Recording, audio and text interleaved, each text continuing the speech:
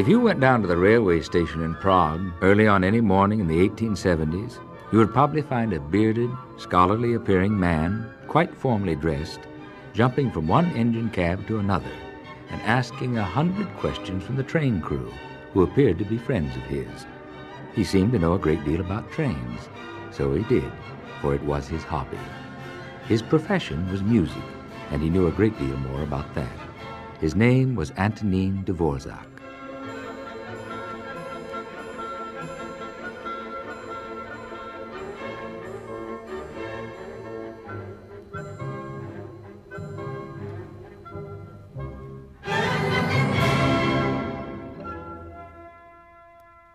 Antonín was born in 1841 in a little town on the banks of the river Vltava, in what we now call Czechoslovakia, but was then Bohemia, part of the old Austro-Hungarian Empire. It is a pretty little village, overlooking not only the great river, but the wonderful castle of the Princes Lobkowitz, where his mother Anna once worked. His father, whose name was František, was an innkeeper and the butcher of the town. Antonín was to be the first of 7 children born to the Dvorak family, and the parents were hard put to fill all those hungry mouths. But it was a happy world for the children. The town was full of music and dance from the beginning of the day to the end. The dances of old Bohemia, the Furien, the Dumka, and the Polka were to fill little Antonín's ears and make a lasting impression.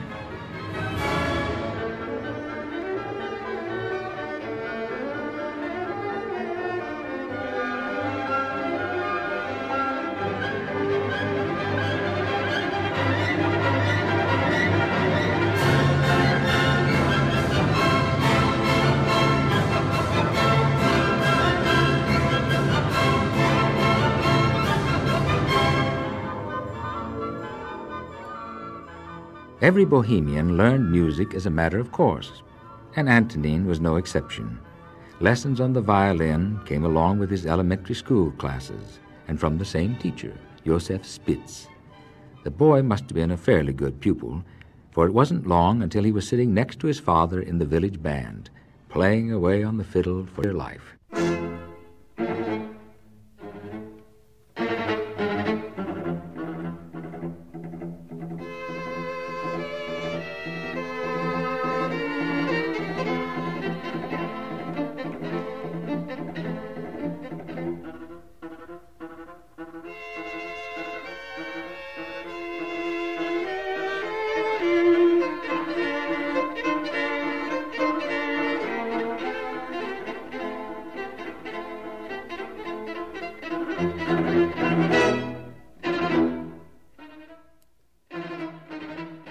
When he was 12, his father sent him to stay with an uncle in Slonice to study.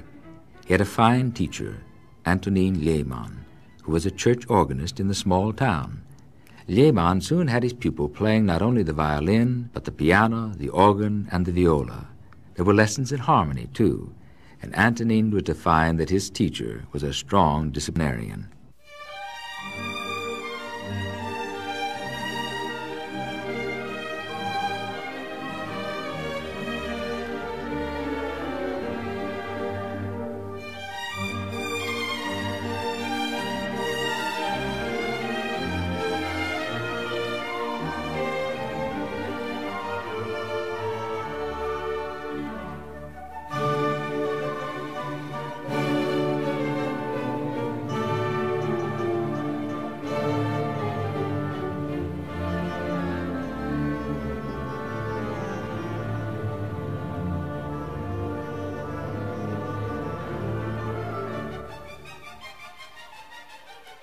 Antonín's uncle persuaded the entire family to move to Slonice and buy an inn, but unfortunately the business failed, and the family was left all but penniless, with Father Dvorak supporting his large brood by plying his trade as butcher.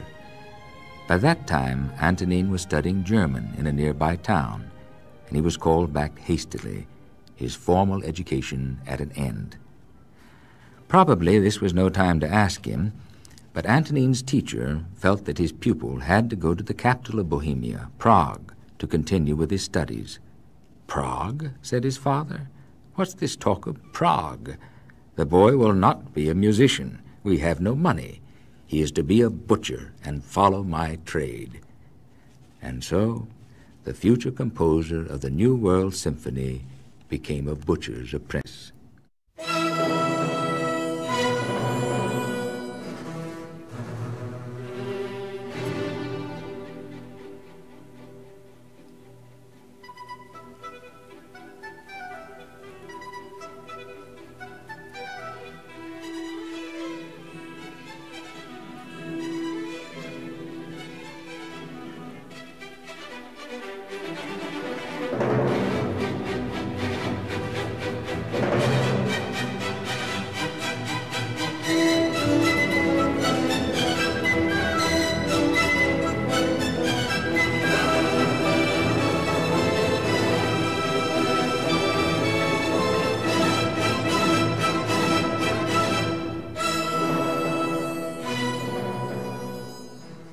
Still, it wasn't so bad on the 14-year-old boy.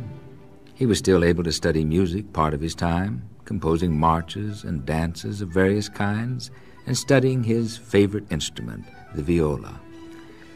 This went on for a year, with Antonin still being taught by Lehmann, who really believed in the talents of his pupil. Finally, the teacher persuaded Dvorak's uncle to help with some little money, and together they persuaded Father Dvorak to let his son go to the organ school of the Society of Church Music in Prague. And so it was that Antonin and his father arrived in the city of Prague on a brisk autumn day in 1857, and alighted from the back of a hay wagon in which they had ridden.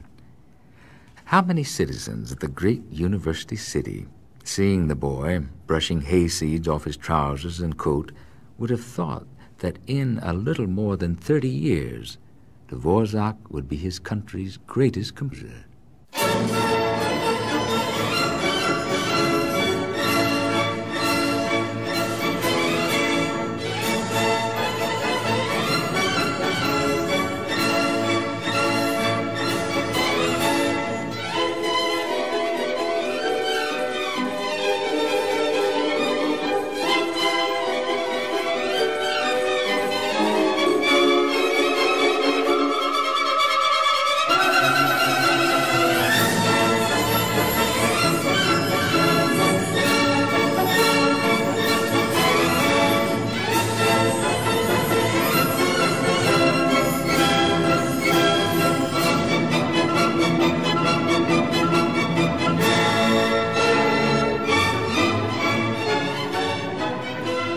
While living with his cousin, he studied at the school with Czech masters such as Josef Forster and Josef Zvonar.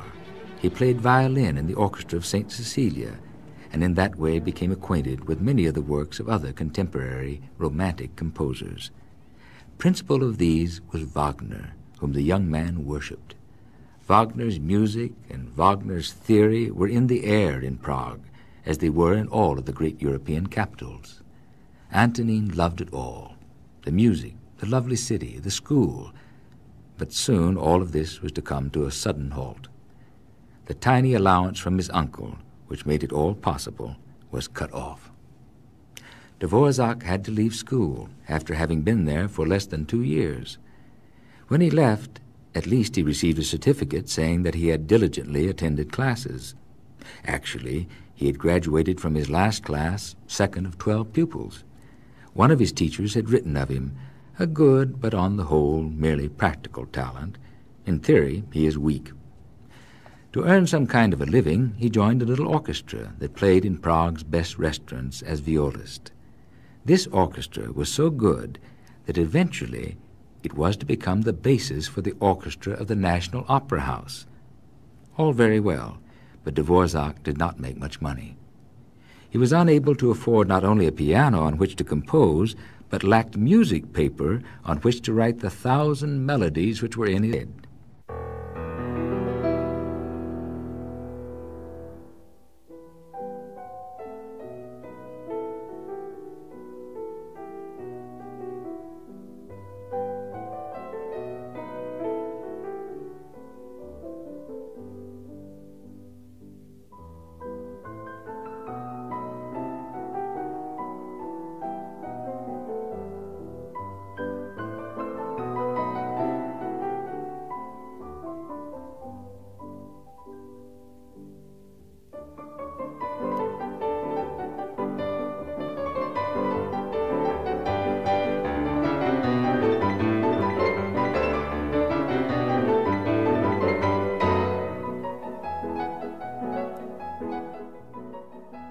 To supplement his income, he taught many pupils, and he naturally kept up with the musical life in Prague.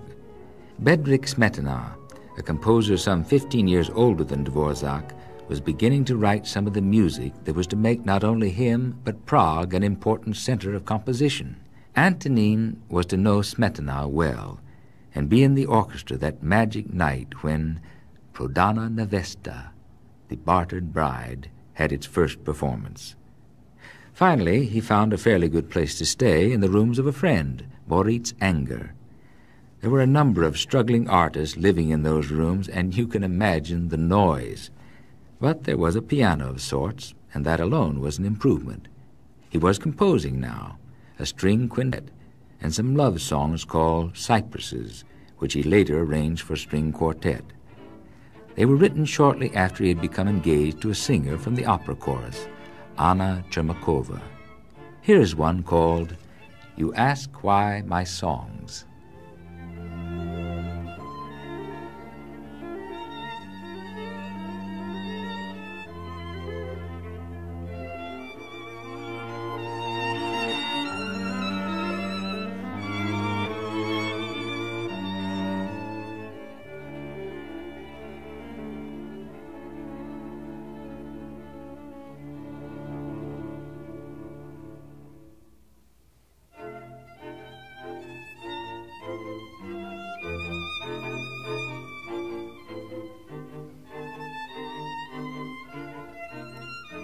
But Dvorak burned much of the music he was writing in those days.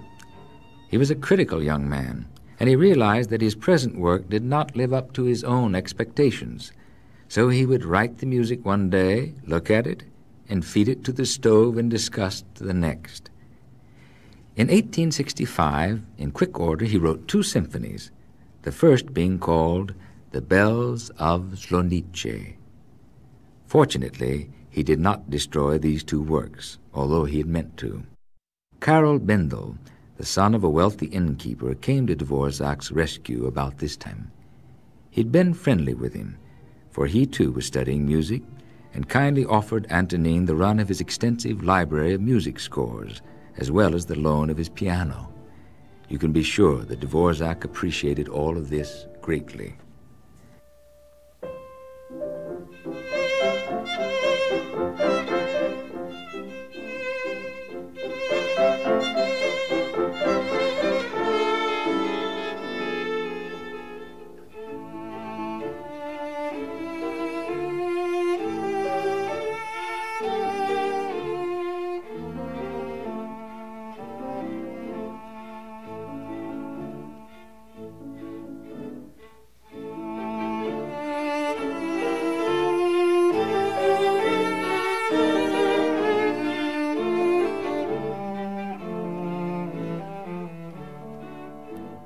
Dvorak was working on many more scores, string quartets, several operas, and other pieces.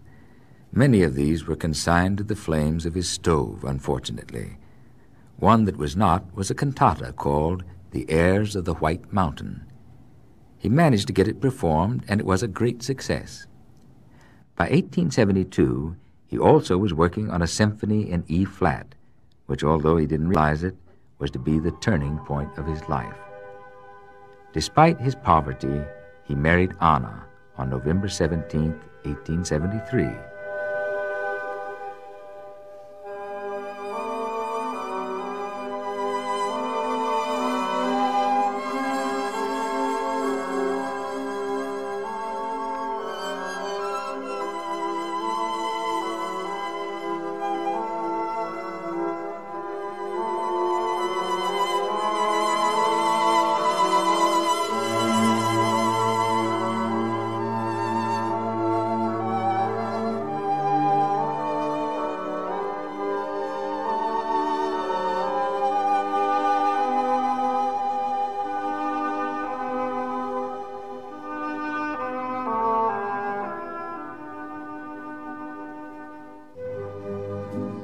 Soon there was a growing family, and Anna was to be a strong influence in practical matters. She insisted he stop working as violist in the orchestra and take a position as an organist at the church of St. Adalbert. This gave the family a steady, albeit small, income. It enabled Dvorak to get more pupils to teach, too, and to compose. The trouble was that although he accumulated a sizable batch of manuscripts, no one would play them, and he seemed unable to push himself forward. Then, in 1875, he submitted his E-flat Symphony, which had been performed with some success, to the Austrian State Committee in Vienna that awarded prizes to young, poor, and talented musicians. He thought poorly of his chances to win, for on the jury were some awesome figures such as Edvard Hanslick, the enemy of Wagner and Vienna's greatest critic, as well as the great composer Johannes Brahms.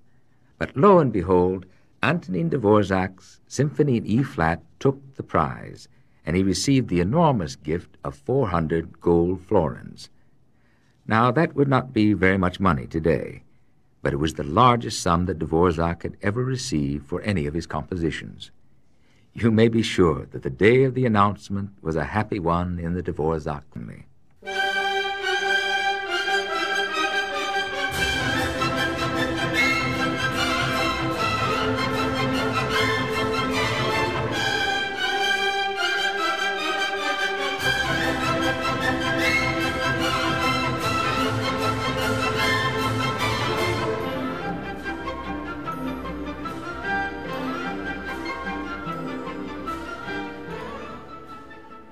Music seemed to flow from his pen, trios, symphonies, all of them studded with the flavor of his bohemian peasant background, simple, melodious, and natural. This is a lovely quintet for string quartet and double bass, written during these days.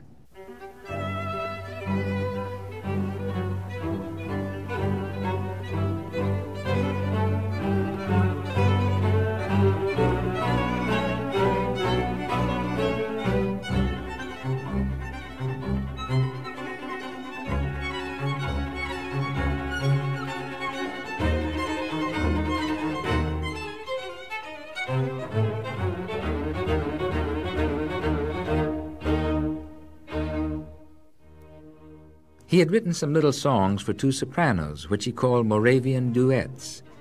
He knew that these pieces, which had been printed in Prague, had been sent to Brahms, and very cautiously he wrote to the great German composer. It was a very humble letter, asking if Brahms could possibly recommend them to his publisher, Simrock. Brahms replied almost immediately that he would be happy to do so.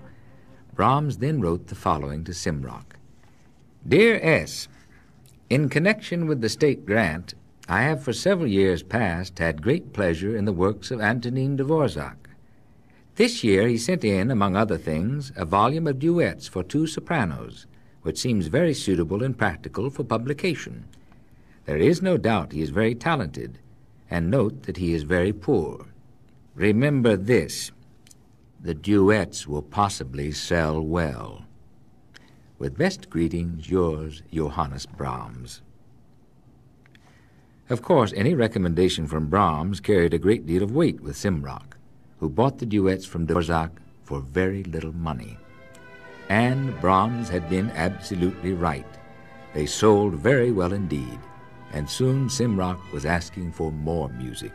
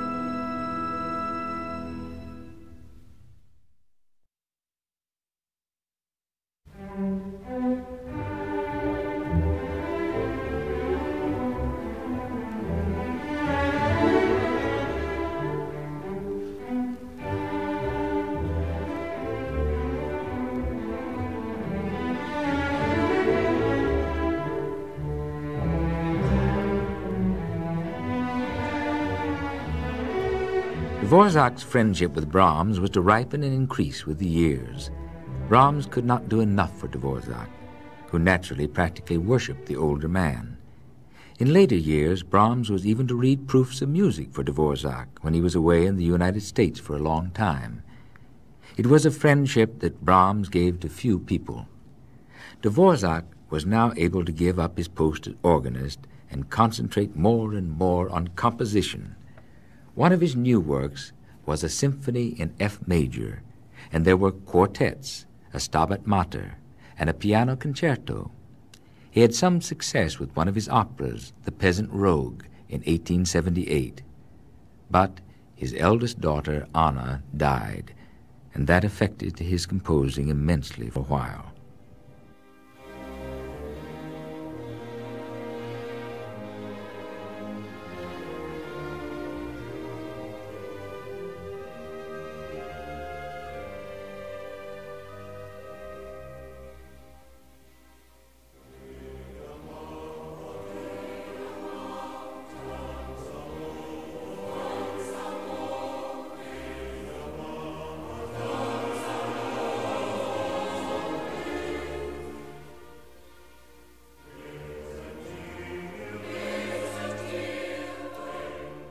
He was writing again, a quartet in D major dedicated to his noble master Johannes Brahms.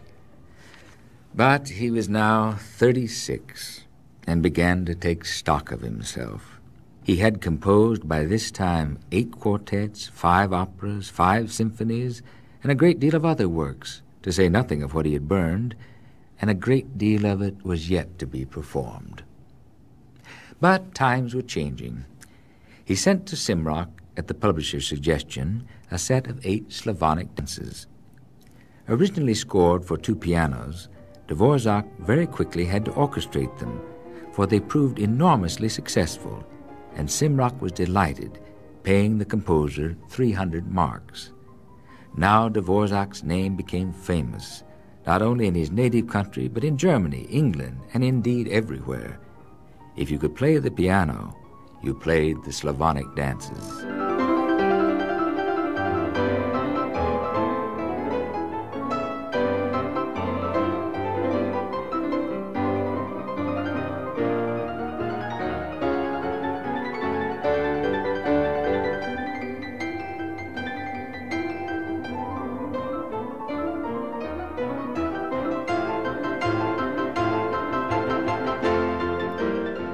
He became acquainted with the great Hungarian violinist Joseph Joachim, who became a firm friend and gave the premiere of many of Dvorak's best chamber works.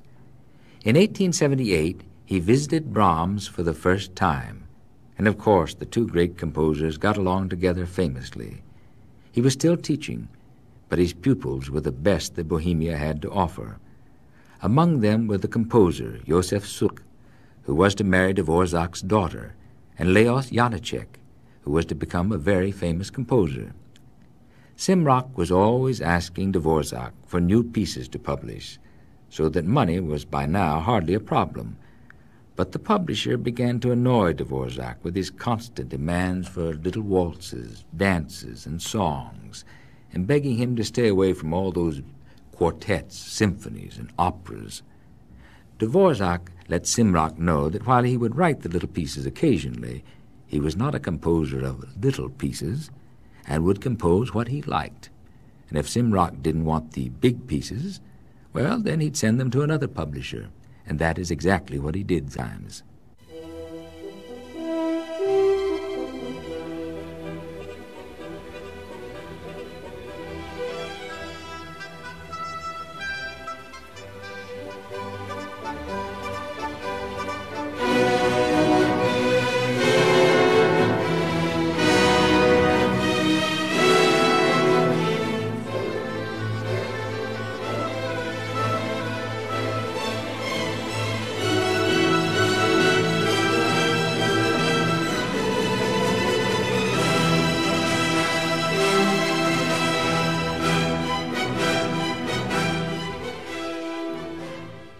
After working on some of those big pieces, such as the violin concerto, the gypsy songs, and quartet in E-flat, Dvorak took a holiday at his brother-in-law's estate in Vysoka, a place that Dvorak dearly loved.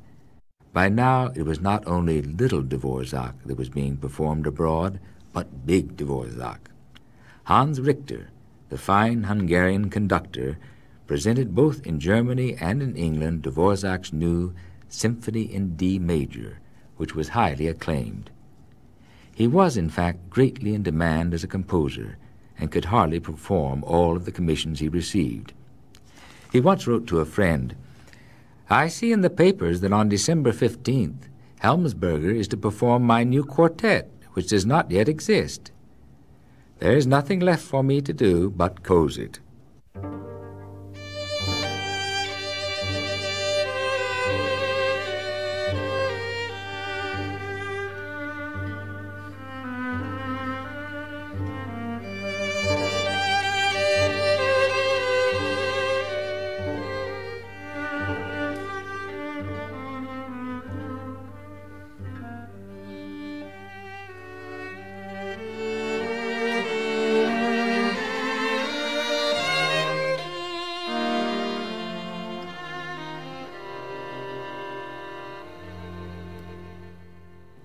It was in 1882 that Dvorak's mother died. It was only in work that the composer could lose his sorrow. He worked on his new Symphony in D minor and on his delightful Scherzo Capriccioso.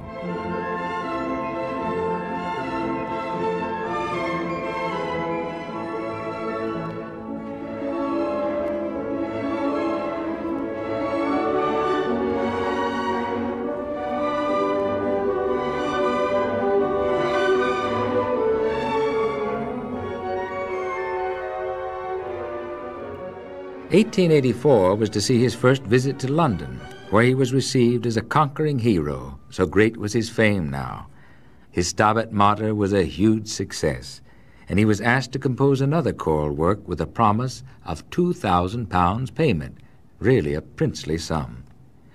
On his return to Bohemia, he bought a little cottage in the country near his brother-in-law's estate in Vysoka. He had always wanted a home in the country, where he could raise pigeons and walk around the country talking to the peasants, whom he knew and loved because he was one of them. But he was becoming a better businessman, too.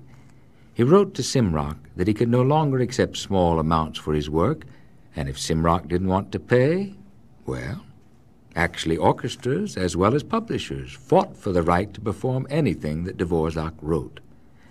One of his best symphonies dates from these happy times. It is the Symphony No. 8 in G major, and these are its closing moments.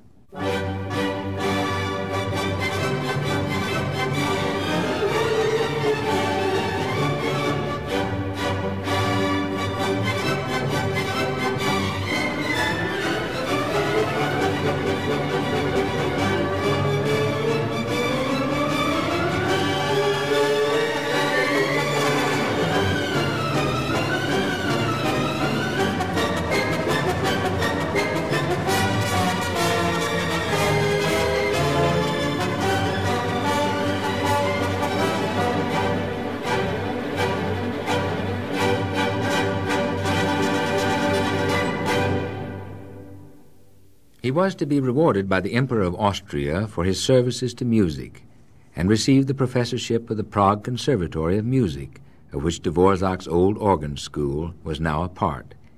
His pupils all loved the great composer, and once one wrote that, along with a few prize pupils, he was out walking with Dvorak when it began to rain.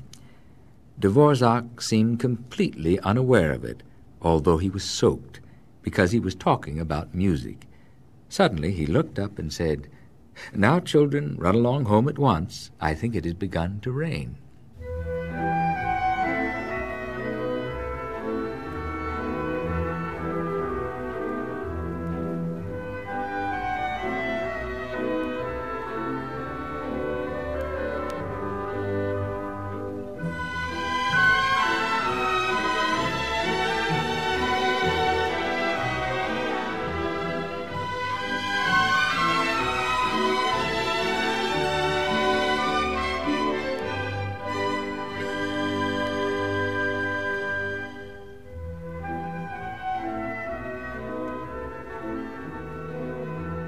During all of his success, he never forgot his country. He received a very tempting offer to settle in Vienna. He refused. He received another to compose an opera in German. He refused. No, Bohemia was his home, and here he would compose. But he kept on receiving very tempting offers from a certain Mrs. Jeanette M. Thurber, the wife of a wealthy grocer in New York. Mrs. Thurber wanted Dvorak to come to America and head her newly formed National Conservatory of Music. Finally, Dvorak said yes. After all, it wasn't permanent, and the salary was $15,000 a year, with 4 months' vacation and not too much to do. Dvorak, by the way, spoke excellent English. He set sail for the United States in 1892, accompanied by most of his children, his darling Anna, and a secretary assistant, Joseph Dvorak.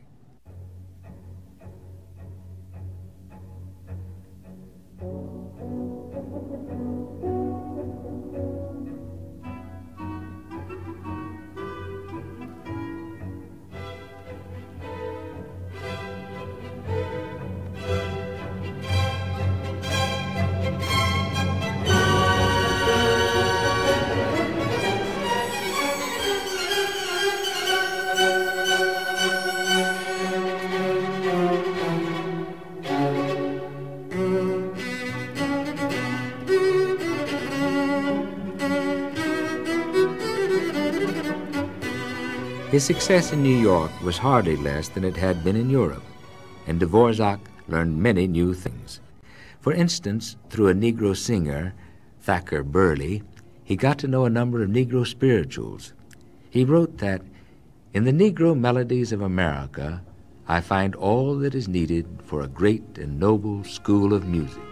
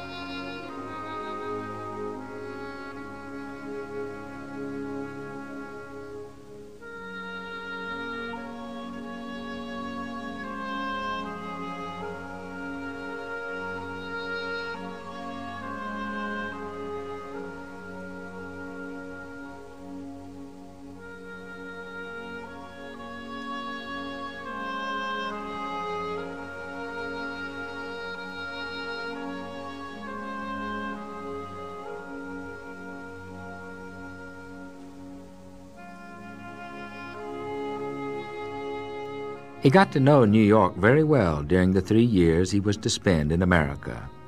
He was living in a little brownstone house that is still standing on East 17th Street. Whenever he could, which was often, he would stroll through Central Park or go down to the railway station, for one of his passions besides music were trains. Or he would walk down to the docks and visit the steamships sailing to the far corners of the world. And he was working on a new symphony. It would be number 9 in E minor and have a title, From the New World.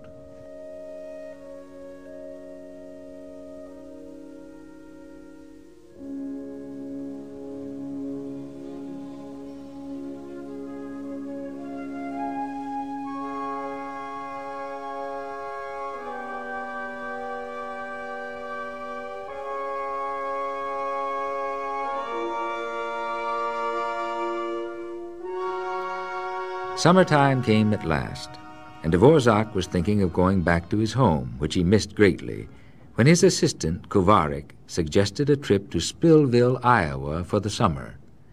Spillville was settled entirely by fellow Bohemians. It was peaceful and quiet, which appealed to Dvorak, so off they went in one of the composer's favorite trains. He found that Spillville was everything he wanted to help him relax and compose.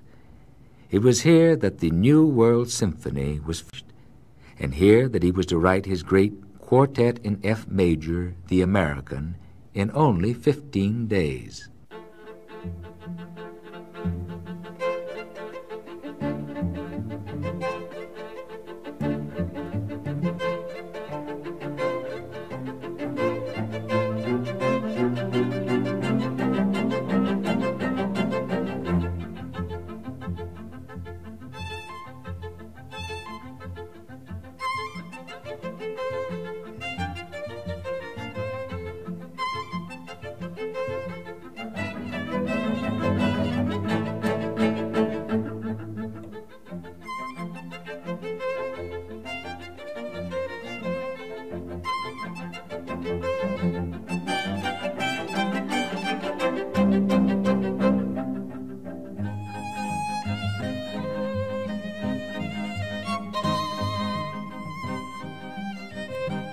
Here, too, he wrote what was to become perhaps his best-known piece, the Humoresque, originally part of a set and written for piano, but since transcribed into hundreds of forms.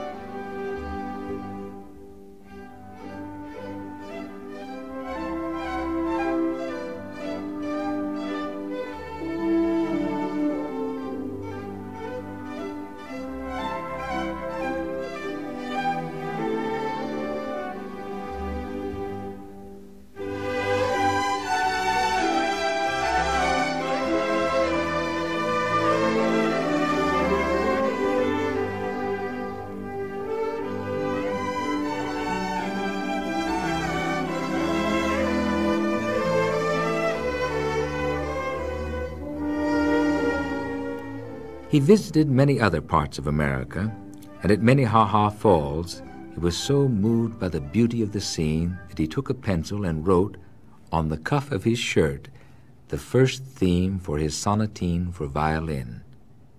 Back in New York, he attended the premiere of the new symphony, given by the New York Philharmonic, conducted by Anton Seidel. It was an immediate and huge success. What a contrast to the days when he could not even get a piano piece performed. Then it was back to Wysoka for a while, where he received a tumultuous reception. He returned to his little cottage and spent his days resting.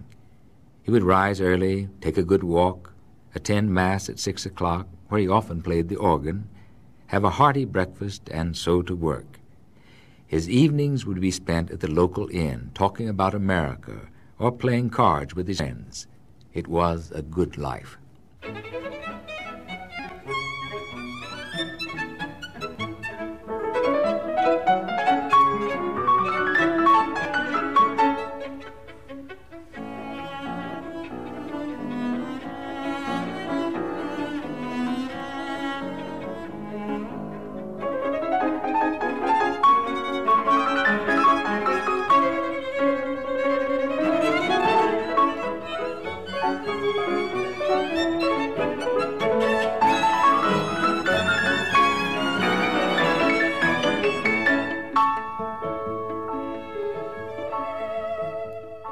Simrock had been giving him troubles, but nothing Dvorak could not handle by now.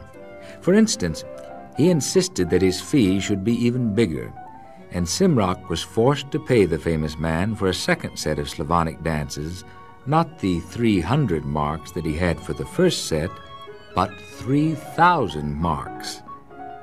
Then Dvorak insisted that the titles on his new pieces be printed in Czech as well as German. Shortly before he returned to the United States, he gave his church a surprise, a new organ. A new organ from a man who hardly 20 years before could not compose because he lacked a piano.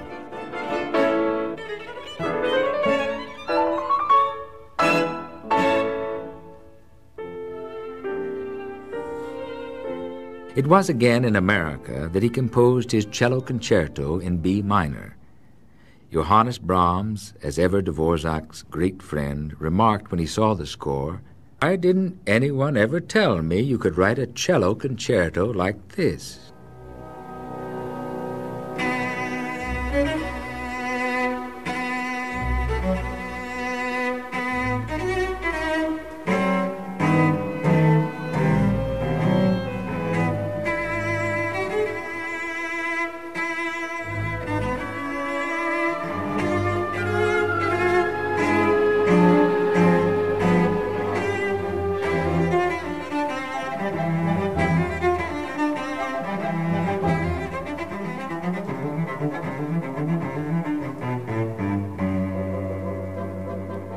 After returning home to Bohemia, Dvorak was tired and not too well. But 2 quartets came from his pen, as well as several operas and other music. He attended a performance of the Symphony from the New World with Brahms in Vienna, where it met with great acclaim. Then in 1896, He was thinking about some new works, including a number of tone poems modeled on Liszt. On April 3rd, 1897, Johannes Brahms died, and the shock to Dvorak can well be imagined. He felt that Brahms had been his guiding light, and that this light was now extinguished. Dvorak was to replace Brahms on the Austrian State Commission that had awarded him his prize so many years ago. He was working on an opera that was to be his greatest, Rusalka. The Austrian state made him a member of their House of Lords, and Prague made him the director of the conservatory in 1901. Then there was what Dvorak described as a fuss over his 60th birthday. The people stood in the streets yelling at the top of their lungs, "Long live Dvorak," while the composer, with tears in his eyes, tried to stop the noise. But his health was not good, and while he worked on one last opera, Armide, he was stricken by illness. On a beautiful May 1st afternoon, he suffered a stroke and died in Prague, among his friends and in his native land that meant so much to him.